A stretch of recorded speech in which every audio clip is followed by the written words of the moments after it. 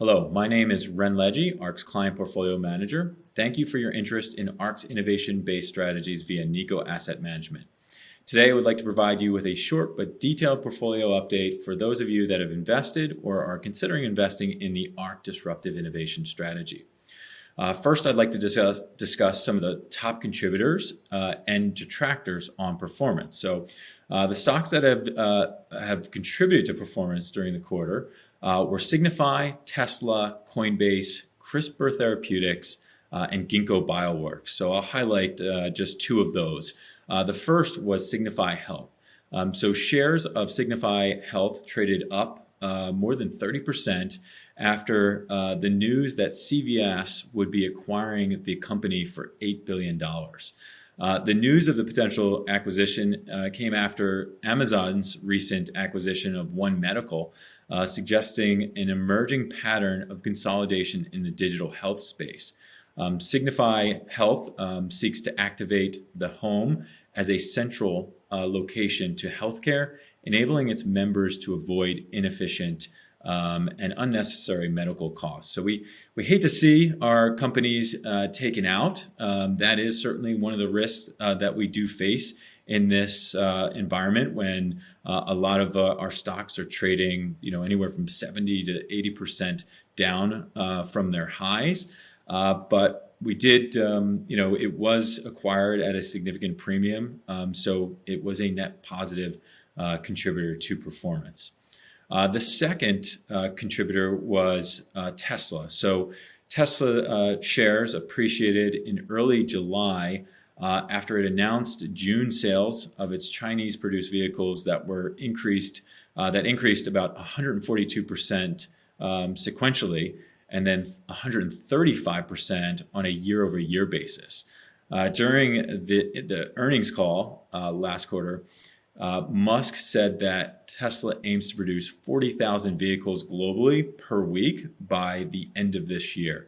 Now, on the other end of the spectrum, Musk has pushed its Cybertruck production timeline to mid-2023, citing kind of the lengthy delivery backlogs that has forced it into kind of broad-based pause in new orders. Now, some of the detractors during the quarter included Roku, Zoom, UiPath, Teladoc, and Exact Sciences. So again, I'll just highlight two of those, which were the largest detractors. The first being Roku. We noticed that shares of Roku traded down after the company missed both revenue and earnings estimates for the second quarter. They cited a slowdown in advertising budget growth. Management also withdrew their guidance for the full year revenue, lowering their third quarter growth to 3% on a year-over-year basis. But despite the disappointing quarter and weak guidance, we believe that Roku's long-term growth story really remains intact because consumers are adopting this connected TV and really abandoning cable or linear TV. And right now, Roku is the first, or actually the number one streaming platform, if measured by hours, streamed in the United States, Canada, and Mexico. The second stock is Zoom.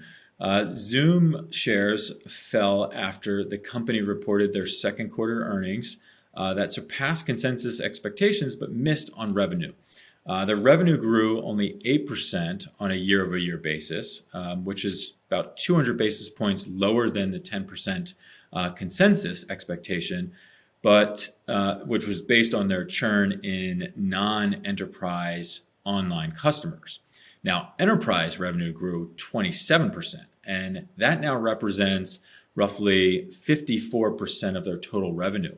So the total remaining performance obligations and current RPO grew by 37% and 21% year over year, respectively.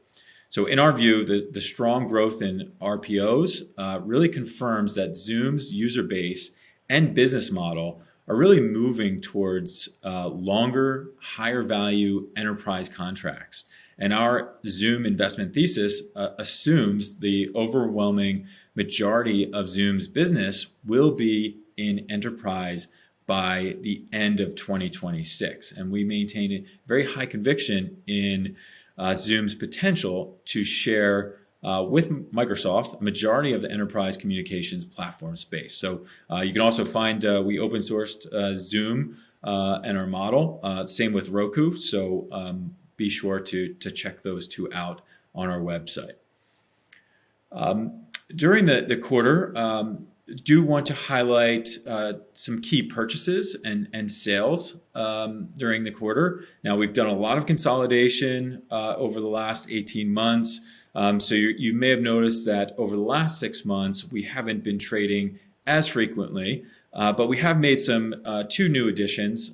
So Verve back in September. Verve is really aims to develop transformative, kind of once and done vivo gene editing therapies for heart disease. And Verve's gene editing medicines are designed to safely edit the genome of adults and mimic naturally occurring gene variants to permanently lower LDL cholesterol levels. Schrödinger was the second that we added back in July, and that is a computational chemistry company that's really focused on building a powerful physics-based molecular modeling platform. Historically, they have commercialized their software to academic and pharmaceutical research entities using a SaaS model.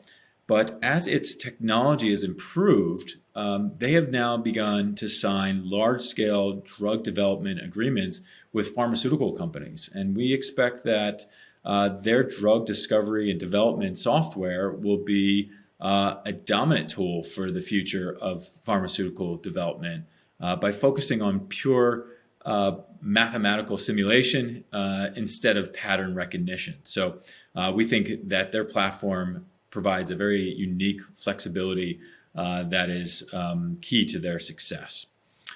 On the exit side of things, there were two stocks that we noted that were exited in the strategy. First was back in July, Compugen. So after analyzing the data from Roche's failed Skyscraper-01 study that was published back in May of this year, we have lost a measure of confidence in their oncology program. They decided to double down on the program while insisting that it has significant differentiation from Roche's. Really is what kind of drove our reassessment of the Compugen position. And so it's a very small position in the fund, and as a result of our reassessment, we decided to completely exit that position. The second is Signify Health, and that is a stock that we exited back in September following the announcement that, as I mentioned earlier, CVS would acquire that company. So it was really kind of used as kind of a source of capital or source of cash to fund some of the new positions that we've added. And then finally, in terms of the top 10 holdings, so there has been no change in the top 10 holdings over the last quarter. All of the top 10 names as of the end of the second quarter remained the top 10 holdings in the third quarter. But in summary, I would highlight that we are seeing our innovative companies really taking market share from incumbents and still generating double-digit, in some cases even triple-digit revenue growth in a very low, kind of scarce growth environment.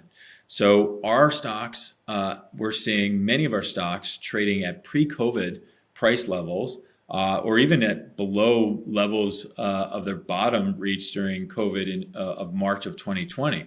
Yet fundamentally, they've become much stronger. They have multiples more revenue, in some cases increasing margin, gross margins, and much higher cash balances. So they have longer run rates. And the market seems to be kind of pricing these stocks as if they're going out of business next month. And that's simply not what we're seeing is not the case at all. Some of these companies have more than 2 years worth of cash at their current burn rates.